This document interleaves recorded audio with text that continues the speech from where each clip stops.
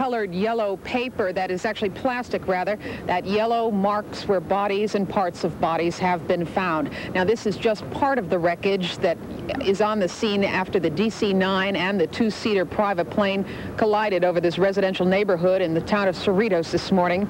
As we understand it, 51 people aboard the big plane were killed, as were 2 others in the smaller craft. We also understand that on the ground, a family of 7 is unaccounted for. Their home was burned out in the crash. There are fears that those people are dead. However, that has not been confirmed by us. We do know that there have been several more people on the ground that have been taken to area hospitals. When this DC-9 fell to earth, it plunged straight down, landing rather on its back. It slammed into several homes, destroying, as we hear it, as many as 10 homes completely, leaving them little more than blackened chimneys. A witness said part of this upper middle class neighborhood had been simply flattened rather. Others told horror stories that their backyards were strewn with human remains. The FAA said it lost contact with the Aeromexico plane at about 11:50 this morning Pacific time.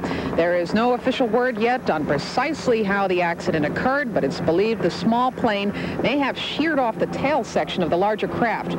Aeromexico Flight 498 originated in Guadalajara, and it was just minutes away from its destination in Los Angeles when this collision occurred.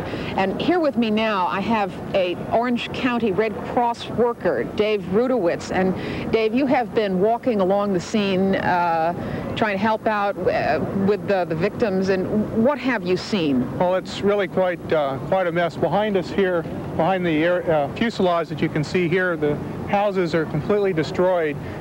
A number of them are burned completely down to the ground, just the foundations remaining. There's debris and property from the houses and from the airplane all over the street. It's a very dangerous area to even walk through.